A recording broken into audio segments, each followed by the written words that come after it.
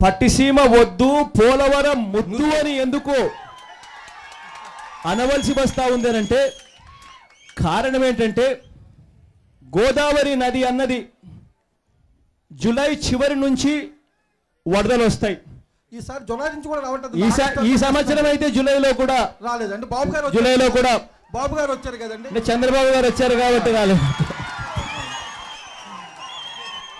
దాని అర్థం మామూలుగా అయితే జూలై చివరి నుంచి ఆగస్టు సెప్టెంబరు అక్టోబర్ చివరి దాకా కాస్త కూస్తో వరదలు ఉంటాయి. బాబు వస్తే జాబ్ వస్తుందన్నారండి, అది కాదండి. బాబు వచ్చారు వాళ్ళు పోయినాయండి.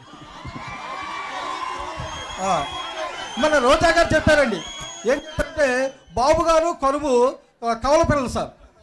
బాబు గారు కరువు కవల పిల్లలు.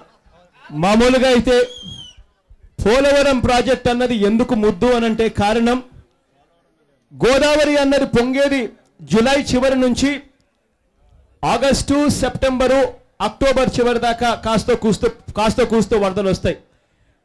ఆ దాదాపుగా 60 నుంచి 80 రోజుల దాకా దాదాపుగా కాస్త కూస్తో గోదావరిలో వరదలు వస్తాయని రిపోర్ట్లన్నీ కూడా చెప్తా ఉన్న పరిస్థితులు కనిపిస్తూ ఉన్నాయి. ఆ 80 రోజులో 60 రోజులో ఏదైతే గోదావరి ఏదైతే వరదలు వస్తాయో ఆ వచ్చే వరద నీళ్లు పోలవరం ప్రాజెక్టులో దాన్ని స్టోర్ చేసుకుంటే 194 టీఎంసీల నీళ్లు ఇక్కడ పోలవరంలో ఆ వరద వచ్చినప్పుడు నీళ్లు ఇక్కడ మనం స్టోర్ చేసుకునే పరిస్థితి వస్తుంది. ఆ 194 టీఎంసీల నీళ్లు మనం వరద వచ్చినప్పుడు స్టోర్ చేసుకుంటే దాని తర్వాత వరద వెళ్ళిపోయినా కూడా ఆ నీళ్లను మనం మన పంటలకు దాన్ని జాగ్రత్తగా ఉపయోగించుకుంటూ వాడుకునే కార్యక్రమం చేసుకోవచ్చు. కాబట్టి పోలవరం అన్నది మనకు ముద్దు. కానీ ఇవాళ పట్టిసీమ ప్రాజెక్టు కడతా ఉన్నారు. పట్టిసీమ ప్రాజెక్టు ఎందుకు వద్దు అని అంటే కారణం మధ్యలో ఎక్కడా కూడా స్టోరేజ్ కెపాసిటీ కూడా లేదు. అదే స్టోరేజ్ కెపాసిటీ పోలవరం ప్రాజెక్టు. మరి అటువంటి పోలవరం ప్రాజెక్టును పక్కన పెట్టేసి ఎందుకు పోలవరం ప్రాజెక్టు మీద ధ్యాస పెట్టకుండా పట్టిసీమ మీద ధ్యాస పెడతా ఉన్నారు అని అడుగుతా ఉన్నా. ఎక్కడా కూడా స్టోరేజ్ కెపాసిటీ లేదు.